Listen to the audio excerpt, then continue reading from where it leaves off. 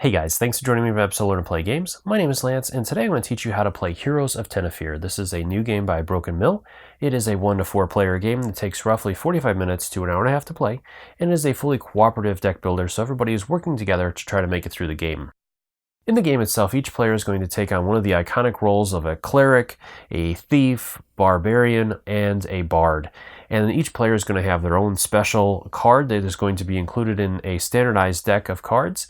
And then throughout the game, the players are going to be diving into different dungeons, trying to defeat the enemies, which in turn will give them loot, which is the opposite side of the card, or the reverse side of the card, that they get to add to their deck, slowly making their deck more powerful, in the hopes that as they work their way through the game, their decks will increase in power and hopefully give them enough to make it through the final boss at the end of the game. So my thoughts on this one, I had a really good time with it, and I would definitely recommend it for players that like deck builders or are looking for a really good fantasy co-op. This is a game that I feel meets that need, and it plays really smooth. The rules are very well done.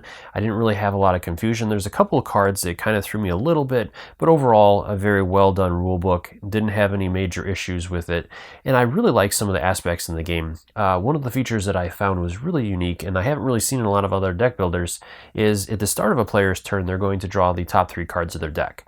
If they don't like those cards, they can choose to discard them and draw new cards, and they can continue doing this until their deck runs out of cards.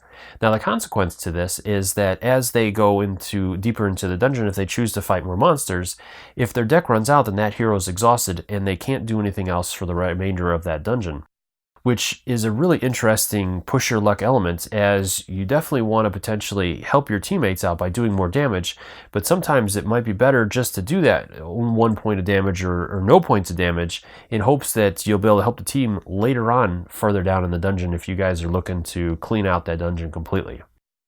So I really liked that aspect of it. It added a nice bit of strategy and gave players options as well. So really cool.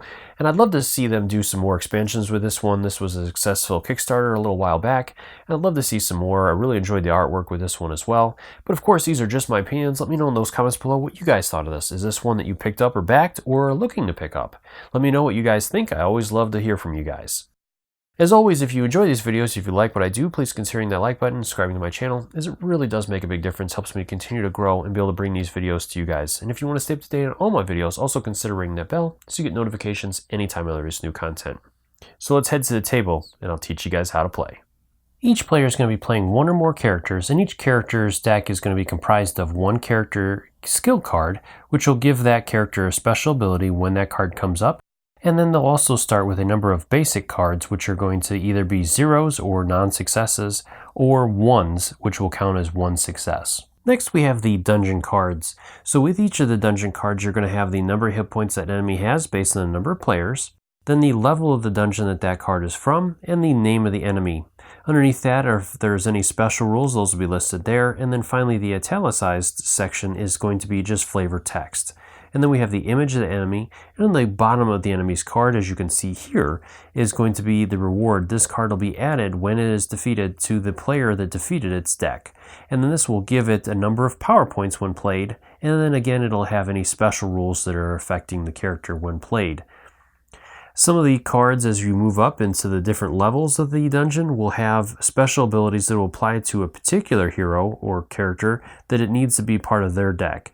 So the players will want to try to manipulate decks to try to add these cards to different players, such as this one here, the Inspiring Tune, is going to be for the Bard, and you'll have a symbol of the Bard in the corner here as well. Then we have the boss cards, which each one of these will have the little skull in the top corner. Again, they'll have a number of hit points based on the number of characters that are playing, their name, and any special rules that will take place. And the bosses, each of the different bosses is going to have 4 cards associated with them. And the heroes will have to defeat all 4 cards in order to win the game. And then the last set of cards we have are the reward cards.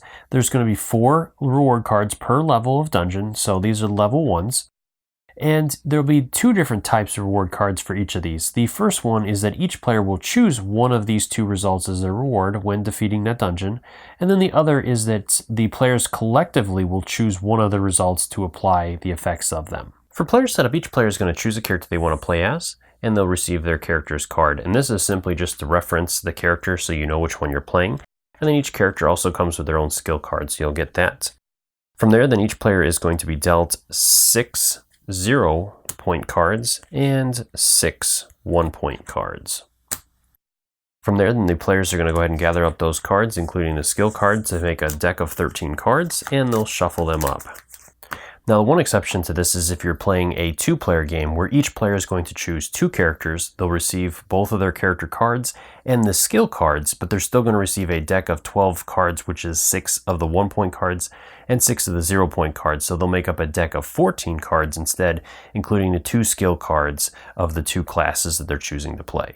Now that we have all of our players set up, we're ready to move on to the board setup. So first off, go ahead and place out your board and choose whether you want to play an easy, normal, or hard game. So we're going to go ahead and set it for normal. Then we can go ahead and grab the dungeon decks, and you can separate those into the 5 levels of dungeon. And then we're going to place out a number of these. So starting with the level 1 dungeon cards, you're going to go ahead and shuffle those up. And you're going to make 2 stacks of 4 cards. So let's do that. 1, 2, 3, 4. 1, 2, 3, 4. The rest of these can be set off to the side, and you can use the markers to keep track of which dungeon it is as well. And then these are going to be placed out so that we'll do it this way because the cards are upside down in a way. So we're going to make 2 stacks of level 1 dungeons. You're going to leave a space for the reward cards on those as well. So you'll see how that'll work in a minute. We're going to do the same thing with all the rest of the levels. So level 2, 3, 4, and 5 will be out as well. So I'll go ahead and do that real quick. Now that we have that, we're ready to set up our reward cards. And again, we've broken those down into the 5 different levels. So we have 4 level 1 cards. We'll go ahead and shuffle these up and then randomly choose 2 of them to place out under each one of the level 1 dungeons. All right. And then the rest of these can be returned to the box as you won't need those for this game. And we'll do the same thing with the level 2. We'll shuffle those up. Next, you're going to go ahead and choose or randomly choose your boss for this game. There's 3 that are included in the game, so we're just going to go against the Spider Queen. So we'll grab her 4 cards and place those out off to the side. And she'll be our boss this game. From there, then you can flip over the top card in each one of the dungeons. And then the final thing is to choose a starting player, and you can do this in any manner you want. So I'm going to go ahead and have our cleric player be the starting player, and he'll receive the 2 tokens. The one with a mountain on it is to mark the starting player, and the torch is going to be marking which dungeon we're in. So from there, then we're ready to move into the game. Heroes of Tenefyr is played over a set number of rounds where each round the players are going to be delving into one of the dungeons, trying to defeat the enemies in hopes of improving their decks and killing the enemies and getting their cards as cards to add to their decks to make them more powerful. As the game goes on, the track will move around, and when the boss token reaches the boss, the players will fight the final boss, and if they're victorious in defeating all 4 of the boss cards, then they have won the game. If not, then the players have lost. Moving into the game now, we'll go ahead and start with the player that has the first player marker, and he's going to discuss with the group which dungeon they want to go into. And the players can choose any dungeon they want, but with us just starting out and having very basic decks, we don't want to go too hard. So let's go ahead and start with a level 1 dungeon, and we're going to go ahead and choose this one. From there, we're ready to move into the player's turn. So the first thing we're going to do is check the monster and see if it has any start of round effects. So with the Cobalt Trickster, it says, at the start of combat, the starting player shuffles 2 basic 0 cards from their discard pile into their deck. So we're in luck. We do not have a discard pile with the cleric, so he is not going to have to resolve that effect. From there, we're ready to move into the cleric's turn. So he's going to start off with his draw step. He'll draw the top 3 cards from his deck, and from there, he's going to check those. If he doesn't like what he's drawn, which we've drew a terrible hand of 3 0 cards, he can choose to discard all of those cards into his discard pile, and then he can choose to redraw from his deck, drawing 3 new cards. He can continue doing this until he either chooses to stop or he runs out of cards. And if he needs to draw cards and there's less than 3 cards, he'll draw any number of cards that he can, and those will be his cards for his hand. Now, if a hero can't draw any cards during their turn, then they are exhausted and they will not contribute anything to that combat. So let's go ahead and take a look at another example of this. With the cleric, he's going to draw 3 new cards, and he has a 1 damage card and 2 zeros again. So not the best, but we're going to go ahead and stick with it because we don't want to deplete his deck too much. We're going to go ahead and move on to the play step, and during this step we're going to choose which cards we want to resolve in which order. And with this being basic cards, it does not matter at this point, so we're just going to play them out, and we do 1 damage to the kobolds. Once we've played all 3 of our cards, we're ready to move into our player's end step, where we're going to check the amount of damage that all the players have done so far against the enemy, and if the players have done enough to defeat the enemy, then that player will receive that enemy's card as loot. So our cleric only did 1 damage, and our kobold has 5 hit points, so he has not done enough, so we're ready to move on to the next player. So with the thief, again, we'll move on to the draw step. She'll draw 3 cards.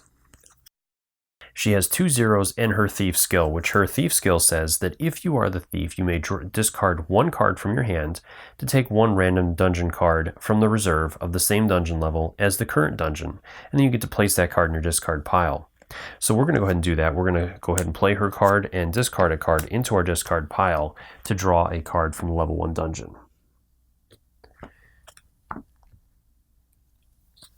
So let's see, we'll go ahead and draw this card here. We'll put these back. And we have a goblin with a slash as loot. So this will go into our discard pile. And then again, we'll move on to the end stage. Obviously, we have not done enough to kill the kobold, so we're ready to move on to Barbarian's turn. So she's going to draw her hands.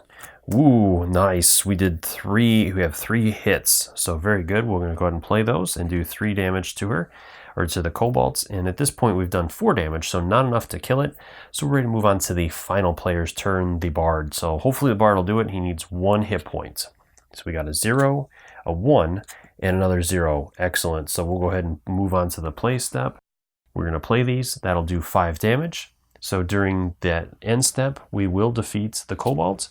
He gets flipped over to his loot side and added to the player that defeated him's discard pile. So since the bard did the final point of damage, he will receive the kobolds and his discard pile. From there, all players will add their cards to their discards. The first player token will be passed to the next player in clockwise order, and then we would be ready to move on to the next round.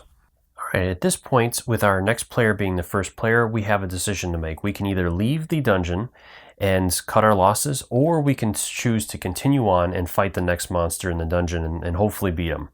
If we choose to leave, then we'll move the marker up 1 space on the track. So let's go ahead and continue on. We're going to go ahead and flip the next enemy over and find out what they are. So we have an orc, and with this one it says at the start of combat, each player discards the top card from their deck. Ugh, that's nasty. All right, so let's start off with the cleric. 1 point, that's not good. The thief, a 0. The barbarian, a 0. And the bard, a 1. So not horrible, but we did lose a couple of point cards, so that could make a difference. Moving into our thief's turn, we'll go ahead and start again. We've drawn the top 3 cards. We do, all right, nice. We're going to go ahead and stay with these. And so we're going to do 2 damage to the orc. Moving on to our barbarian, she'll draw. And we have her card. So with her card, it says that if you are the barbarian, you may draw 3 extra cards. So she could choose to draw 3 additional cards. She's not going to, and she's going to go ahead and stay with this and do 1 point of damage onto the orc. So we have 2 characters left, and we still need 3 points of damage. So hopefully our bard is going to be able to do something here. Let's see. So there's a point, her skill card, and another 0. So the bard skill card says that if you are the bard, you may discard the top 2 cards of your deck to double the total power of 1 other player. This can even be used on a player that hasn't taken their turn yet. So she could play this on the thief and double his result, getting 4 points out of him, and then she would be able to deal the final point to kill the orc if she wanted to. So she's not going to use that skill yet because she doesn't want to deplete her deck too much. And so she has done 1 point of damage. So we're moving over to our cleric, and hopefully he'll be able to finish him off. He needs 2 points of damage to do this. So a 0, not good. There's a 1. We need 1 more. Yes, so we got it. All right. So we're going to go ahead and play those, and that will be enough to defeat the orc. The orc does not have any end of combat effects, so he will be flipped over, and his loot side will be added to our cleric. Everybody else will add their cards to their discards. The first player token will move over to our next player, the barbarian, to go. And then we again have that decision where the group is going to discuss if they want to continue on or not. So let's go ahead and push our luck. We'll try 1 more and see what happens here. All right, so we have the Cowardly Goblin. It says at the start of combat, if you are at a level 1 dungeon, put this card on the bottom of a level 2 dungeon of your choice. All right, so that's not too bad. He ran away. So let's go ahead and add him to this dungeon here. So we might as well finish off the dungeon then, and we have Slime. He has no starting effect. He only has 3 cards remaining, and he has his special card. So with the cleric skill, it says that if you are the cleric, each other player may shuffle 2 cards of their choice from their discard pile into their deck. So this could be really, really nice. Our other 2 players have already gone, so there's no point really doing it, and it's the last enemy in the dungeon, so everybody's going to have their decks reshuffled anyways. But the thief is definitely going to take advantage of this, so our cleric will play that card, and he also does 2 points of damage, so the slime only needs 1 point left to deal. So our thief is going to look through his deck and choose 2 cards to add back to his thing. So he's going to add the thief skill and the 1 damage card, and hopefully he'll pull those so that he can take the advantage of that ability again. So we've got a 1, his skill, and another 1. Perfect, paid off, great. So he's going to play his thief skill again. He's going to discard a 1 damage card and play a 1 damage card, and then he gets to take another card from that level 1 dungeon. So again, he'll go ahead and draw. Let's do this one. So he got another slime as a reward, and then he did enough damage to defeat the slime in here. And the slime has no end of combat effect, so he'll flip it over and add that to his discard pile as well. Everything else will be added to everybody's discard pile. The first player token will pass to the next player. At this point, we're ready to leave the dungeon, and there's going to be 2 different circumstances for this. The first is obviously our players have defeated all of the enemies in the dungeon, and so they're going to leave. When they do this, they're going to move the token 1 space forward on the track, and then they're going to resolve the reward card. Now let's go ahead and say, for example, instead, that with that slime card, we'll take this back and bring him back out here. Let's go ahead and say that our thief was unable to do that last point of damage that we needed to defeat the slime. After all of our players have had all their cards out, if they have not done enough damage to defeat the enemy that is in the dungeon, that enemy is going to stay there, and the players are going to be booted out of the dungeon, and they're going to have to move their marker 2 spaces forward on that track. Now again, they can return to the dungeon to fight that enemy or enemies to try to gain that reward, but at this point they've been kicked out. So again, we'll go ahead and bring him back into here, and our players will resolve the effects. So we'll move this forward 1 space, and then our players will be able to get this reward card, and it says with this one, they choose 1 together, so we have to choose one or the other result as a party. So the first option is to take a random level 2 dungeon card from the reserve, and then we choose a player to add it to that player's deck. Or we can look at all the cards in 1 dungeon and place them in the order of our choice. So both of these are really good options. But our players are going to go ahead and take that level 2 dungeon card. So we'll go ahead and look through the level 2 dungeon, or randomly choose 1. So we'll take this one at the end. Feeling lucky there. We'll reveal it. So it's an ogre, and this is a 2-point smash card, so that's a pretty powerful card. So let's go ahead and give this one to the barbarian, as she could be a good damage dealer for us. So then the reward card is going to be discarded at that point. The dungeon token will be passed to the player that has the first player marker, and we're ready to move on.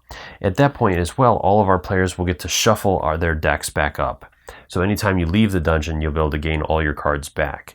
And any cards you have remaining will also go into your discard and be shuffled up. So each player will start a new turn going into the dungeon with a full hand of cards, or a full deck of cards that has been refreshed.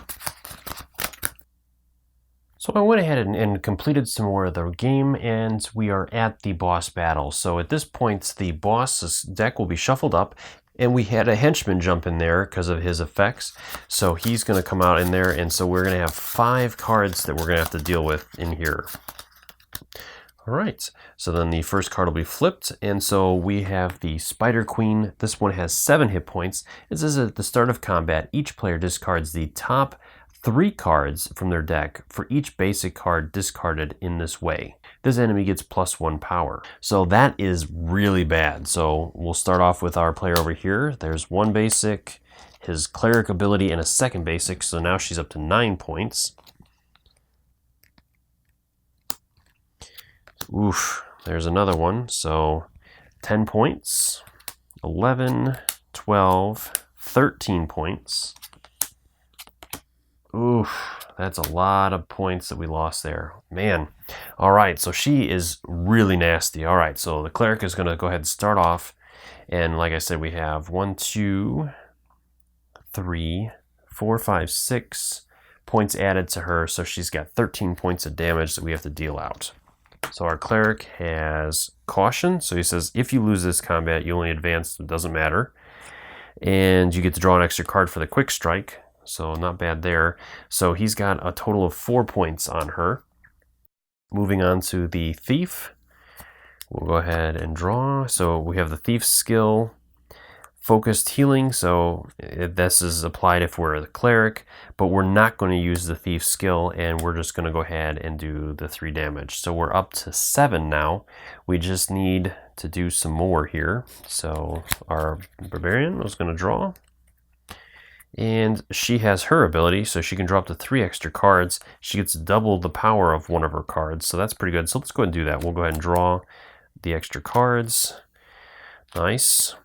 And this one says, Intimidate. If you're the barbarian, all of your basic cards get +2 power, so that's pretty good too.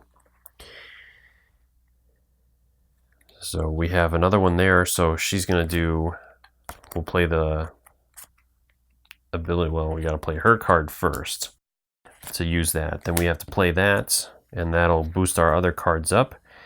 We can then play this double card, and that will double the power of that one, so she does 4 damage there. She's going to do +2 damage with this one, so that's going to be 7 damage, and this will be 8.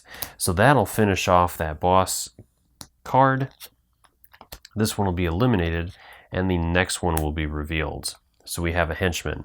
Again, these cards will all be discarded, and then we would go on and face that. And this is going to continue going until either our players are defeated, where they have not been able to defeat a card and they would have to leave.